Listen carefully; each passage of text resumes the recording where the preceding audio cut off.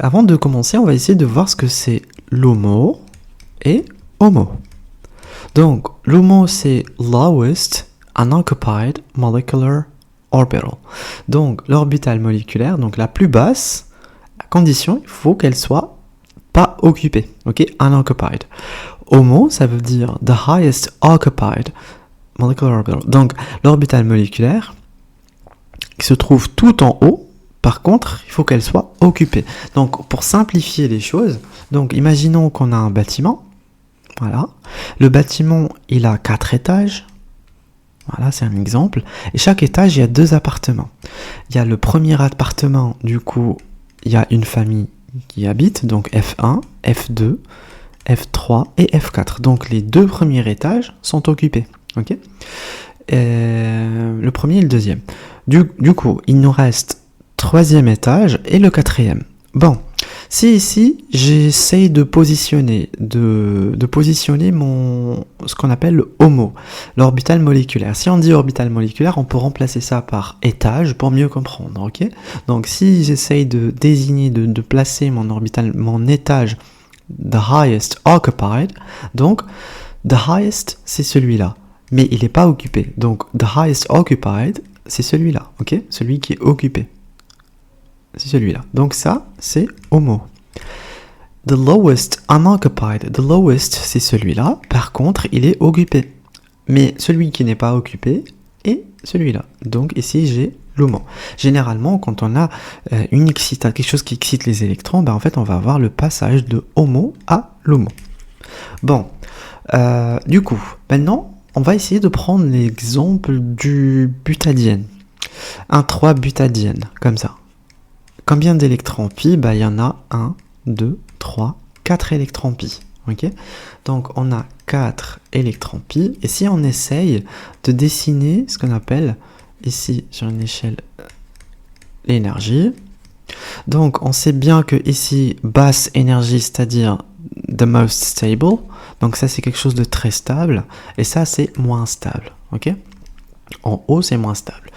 Bon, on va commencer. Donc, si moi j'essaye de tout ce que vous voyez là en rouge, les électrons, je vais essayer de mettre des lobes. Donc, je commence par le premier. Du coup, je dessine mon butadiène, voilà ma molécule. Et cette fois-ci, alors je prends le vert, je vais dessiner des lobes. Alors, je vais dessiner des lobes partout, comme ça. Bon, c'est égal, hein, partie en haut. Alors là, je vais faire la même chose, et là pareil, et là pareil.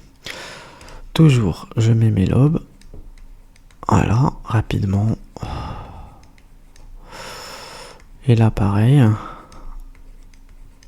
Et on va voir qu'est-ce que ça donne. Alors, j'ai bientôt fini. Ok. Bon, je commence parce que là, je suis très stable. Rappelez-vous, quand on parlait de résonance, c'est quand ça bouge et en fait, on forme une charge négative ici, qui elle est stabilisée par mésomérie. Bon, plus on a une résonance, plus on a des formes mésomères, plus la molécule elle est stable. Donc plus elle est retrouvée ici en bas, ok ? En bas de l'échelle de l'énergie. Donc, nous, on va faire pareil. Donc, moi, je vais essayer de mettre ici, de désigner ça, comme ça, en haut, vers le haut, pour montrer que mes électrons, en fait, ils vont se déplacer comme ça.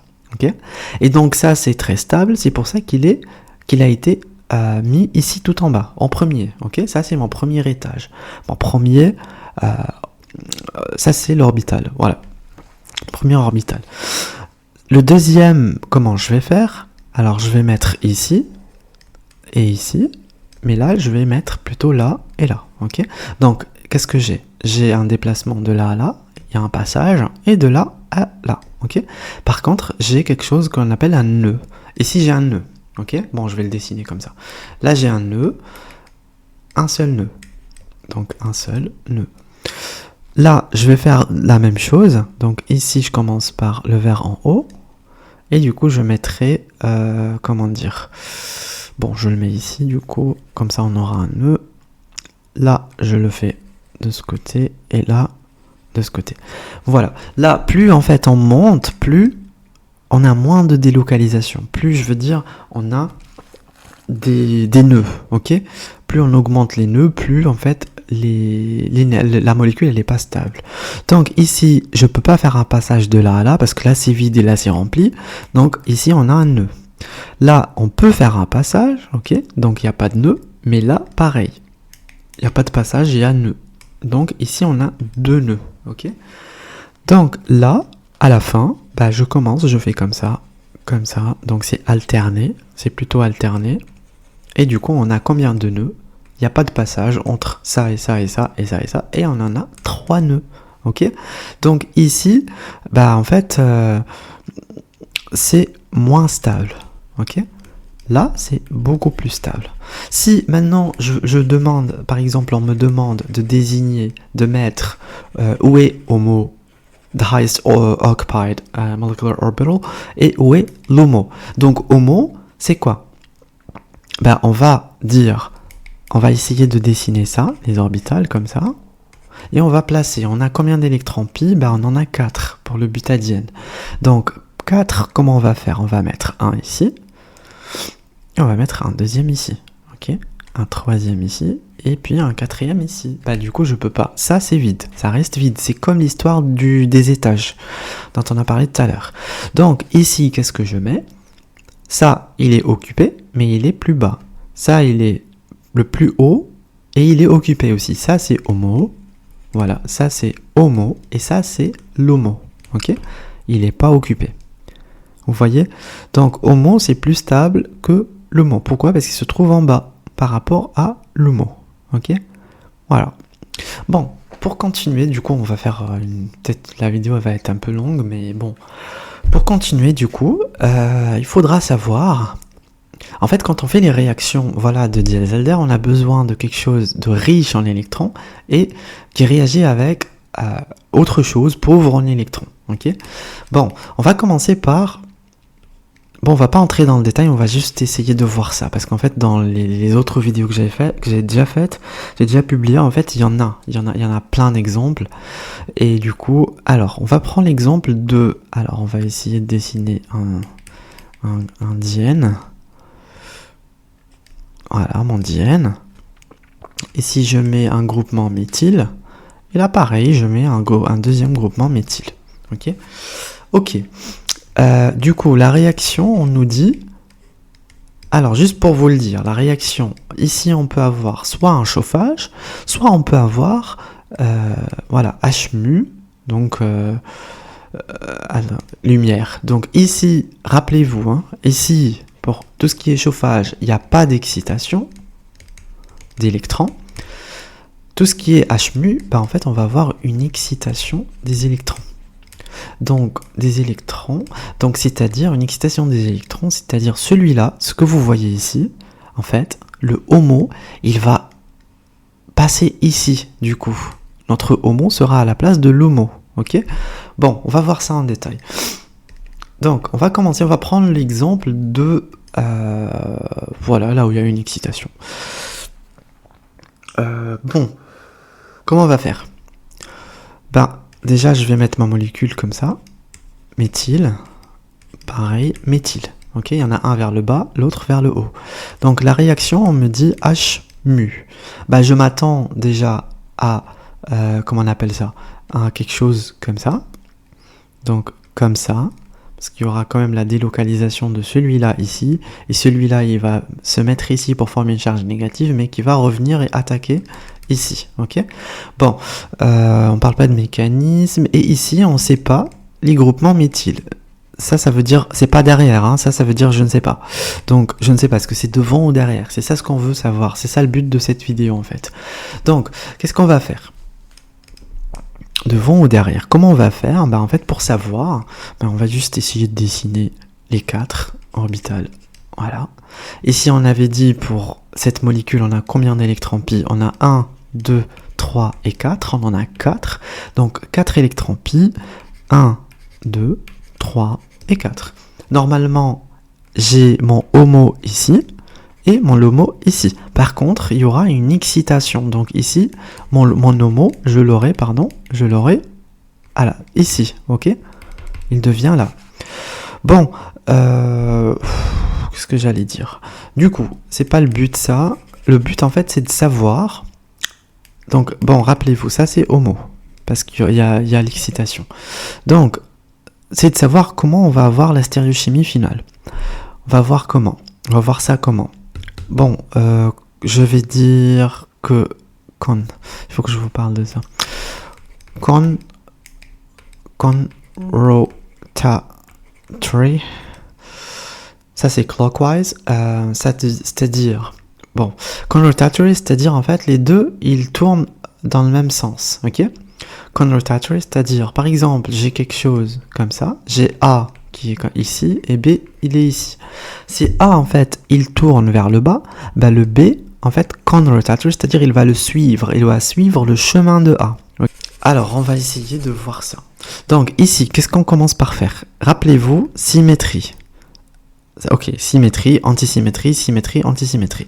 C'est toujours comme ça. Symétrie, antisymétrique, symmetrical, antisymétrique. Et juste à côté, on met quoi? On met... on va commencer par this rotatory, rotatory, this rotatory et rotatory. Ok? Donc, moi, je vais aller chercher où est homo. Homo, bah, il est là. C'est le troisième. Donc, mon composé, il va être comment? Il va être déjà symmetrical. Donc, ça, c'est symmetrical. Et ça va être this rotatory, c'est-à-dire en fait, il y en a un qui va tourner. Si par exemple, j'ai ma liaison pi, du coup, j'ai des orbitales comme ça, par exemple. Là, comme ça. On a dit symétrique, ok? On a dit symétrique, c'est-à-dire les lobes, en fait, les deux sont du même côté. C'est-à-dire, il y en a un qui pointe vers le haut et l'autre, pareil, vers le haut. Ça, c'est symétrique. Du coup, les groupements méthyl sont ici. Ça, c'est un groupement méthyl et ça, c'est un deuxième. Alors, le premier, il était up, il était vers le haut, et le deuxième, il était down. Il était vers le bas. Donc, je suis obligé de dessiner un vers le haut et le deuxième vers le bas. Ok? Il faut respecter ça. Une fois qu'on a fait ça, ben on revient à tout ce qui est con et this. Donc on a this rotatory, c'est-à-dire si lui, je décide, il va vers le bas, ben lui, il est obligé de le croiser en chemin, ok, pour aller vers le haut. On va pas lui faire comme ça pour aller vers le haut. Par contre, on va lui faire ça, comme ça. Il faut vraiment qu'il le croise. C'est-à-dire comme si en fait, ici ça c'est mon horloge, ça c'est l'horloge.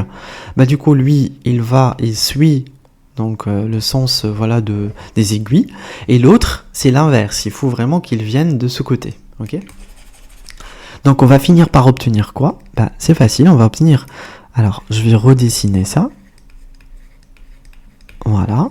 Bah on va obtenir le méthyle qui va vers le bas. Donc le méthyle, on va dire qui est vers l'arrière. Et pareil, celui-là aussi, du coup, il va vers le bas. Pareil, il va être vers l'arrière. Ok? Et là, on a fait quoi? On a quelque chose qui est 6. Ok? Si par exemple, j'ai mon cycle ici, bah, je dessine mes méthyles. Bah, mes méthyles, ils vont être comme ça. Groupement méthyle sont comme ça. Ok? Donc, il y a des hydrogènes, rappelez-vous, devant. Ok? Voilà. Bon. Ça, c'est un composé que l'on appelle 6. Voilà. Bon, qu'est-ce que j'allais dire? Maintenant, on va essayer de voir l'autre. C'est-à-dire, pour finir, hein, et du coup, on a fini. Pour finir, on a la même chose, la même molécule, butadiène. Ici, j'ai mon groupement méthyle vers le haut, mon groupement méthyle vers le bas. Et là, j'ai juste un chauffage. Un chauffage, en fait, ça provoque pas une excitation. C'est-à-dire que moi, qu'est-ce que j'ai? Ici, j'ai toujours 4 électrons pi. 1, 2, 3, 4. Là, c'est pas occupé. Et mon HOMO, il est ici. Il n'y a pas d'excitation qui fait le passage de là à là. Bah, du coup, mon HOMO, il reste ici. C'est le deuxième étage. Ok? Bon.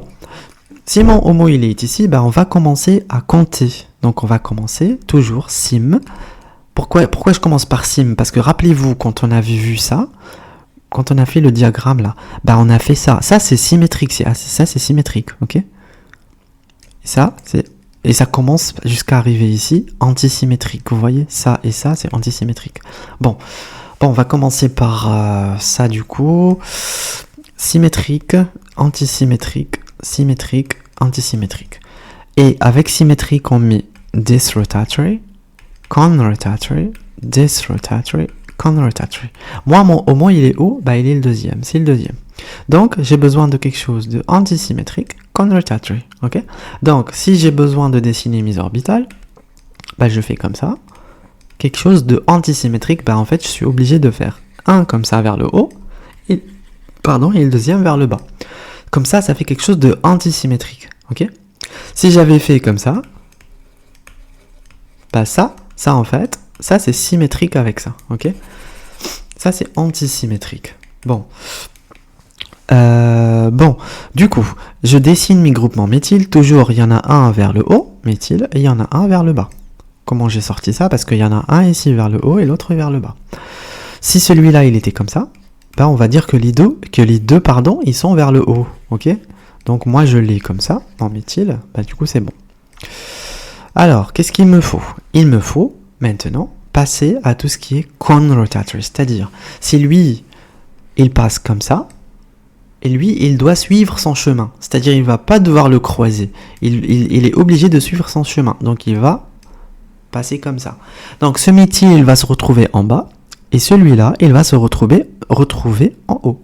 Si par exemple, moi je dessine ça, mes orbitales, mes lobes, pardon, celui-là, le méthyle, là que celui-là, il va se retrouver en haut, donc on va dire devant, ok, ça c'est méthyle, et celui-là, il va se retrouver en bas, donc derrière, ok, voilà. Si moi je veux, on sait que ça se passe comme ça, le mécanisme, lui il attaque ici pour former une charge négative, et après il rattaque. Donc ce qui se passe quoi? Qu'est-ce qui va se passer, pardon? On va former quelque chose de un cycle à 4. Une molécule cyclique. Ici, je mets un méthyle vers l'arrière, et ici je mets un méthyle vers l'avant. Et ça c'est quoi? Ça c'est trans. Ok, vous voyez qu'est-ce que ça donne. En fait, c'est bien de comprendre les choses. Je sais qu'on peut tirer on peut faire comment dire, quand on voit un chauffage, en fait, si les deux substituants, moi j'avais fait ça déjà, vous trouverez une vidéo comme ça où j'ai directement mis une règle. Par exemple, si on trouve le substituant là, il est vers le haut, le deuxième il est vers le bas, et là on a un chauffage, on se casse pas la tête, en fait on va se retrouver avec quelque chose de comme ça. Trans. Si par exemple il y en a un, il va comme ça et l'autre il va vers le haut, ça change. Donc en fait, soit vous apprenez par cœur, soit vous allez petit à petit comme ça, symmetrical, antisymétrique, disrotatory, con-rotatory, et vous finissez par dessiner ce qu'on vous demande. Voilà, c'est tout bon pour moi. Voilà. Ciao.